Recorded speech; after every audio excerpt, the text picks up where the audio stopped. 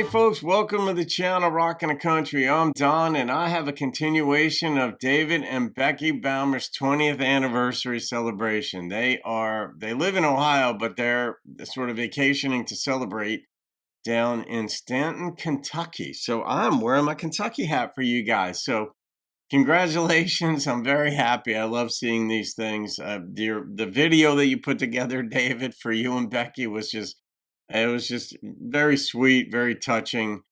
And now you made a gift for me to do Alan Jackson's Nothing Left to Do. So I hope that's the case. Although you are kayaking, so you have to get back to shore safely. Other than that, maybe there's nothing left to do today but hang out and enjoy each other's company. But it's just that simple. I'm going to do this one. I don't know this song, but I did a reaction yesterday, so the time of this posting, yesterday, to Alan Jackson's The Older I Get. I did that with Karen, and that spurred on a number of Alan Jackson requests. So, and I have no problem with Alan. Believe me, Alan is the man. Absolutely. He was one of the first 4 country CDs that I bought. And this is when I didn't even know country at all. But I'm like, oh, this sounds pretty good. I heard a song somewhere. And I'm like, let me give that a shot. Boom, I'm up and running. All right. Happy anniversary, David and Becky.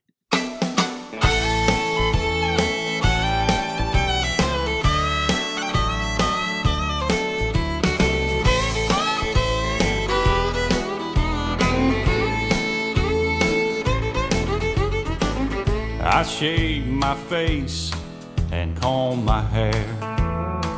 Is this wedding day? Put on a new pair of underwear. Possibly. Sat on the porch with my Labrador. No.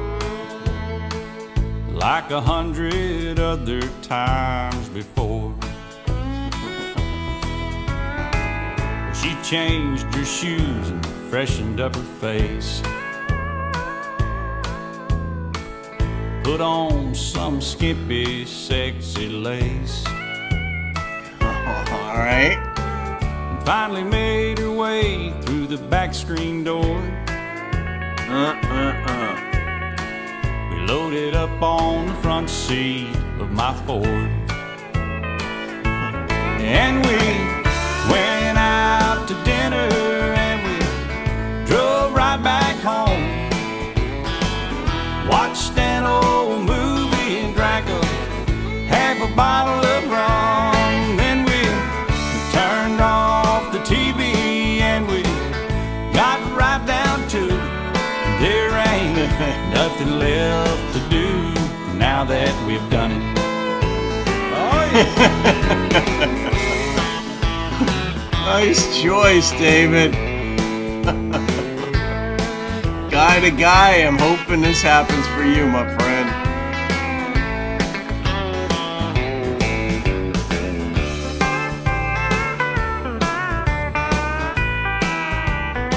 Alan is so freaking cool.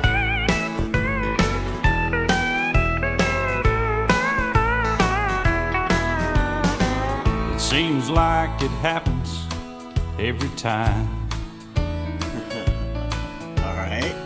We get a chance to reignite that fire. We burn it fast and then retire. Just before the news on Channel 5. Yeah, we went out to dinner and we drove right back home. Watched an old movie and drank half a bottle of rum. Then we turned off the TV and we got right down to there ain't nothing left to do now that we've done it. That's fine. Rinse, repeat, sounds like.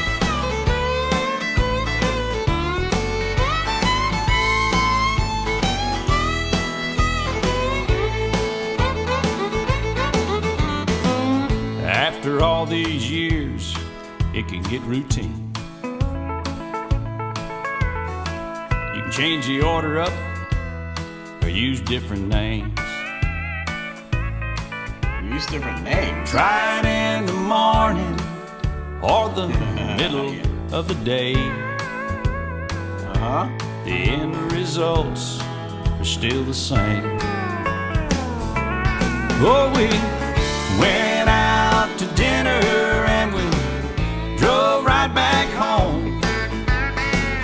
Watched an old movie and drank half a bottle of rum. Then we turned off the TV and we got right down to it. There ain't nothing left to do now that we've done it. Oh Lord, we turned off the TV and we got right down to it. There ain't nothing left to do now that we've done it. Hey honey, hand me that remote. Hey, you know what I take from this? They're doing all this stuff together. Plain and simple.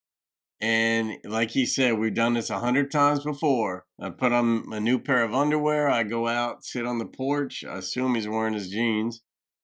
And then she comes out in skimpy lace. I'm like, all right, this is a fine start. And they go to dinner. They come right back home. I like this whole thing, except the half bottle of rum. That'll, I don't know. That would jack me up way too much. I drink a quarter. She drinks a quarter. Way too much. But all of that said, and then you watch a movie, then they get down to it and all that. Hey, that's a fulfilling day. That's a fulfilling week. That's fulfilling.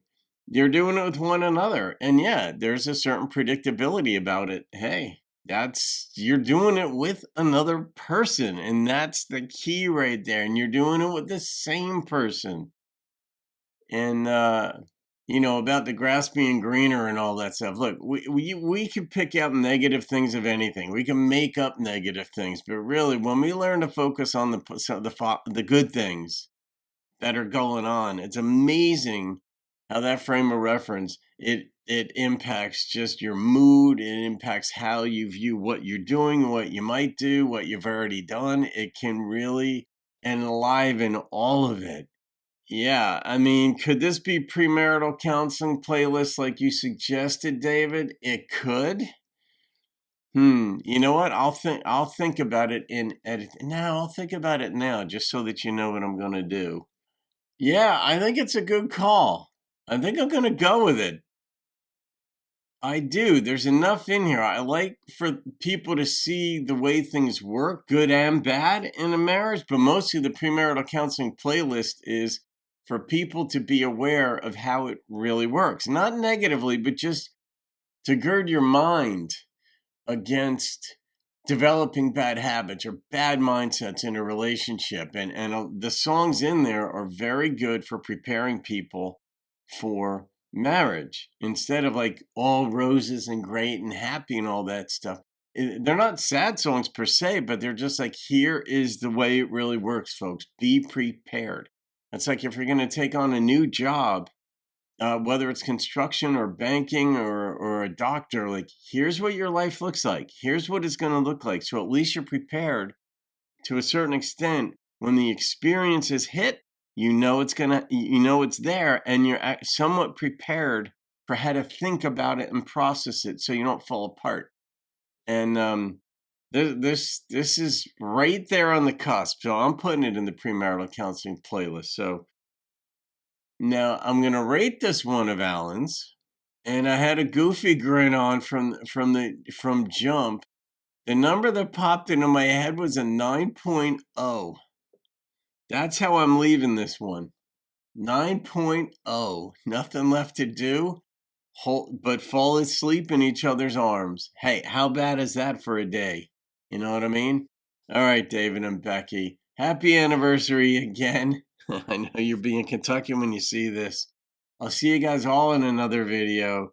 Have a great day and keep rocking the country. She changed her shoes and freshened up her face. Put on some skimpy, sexy lace.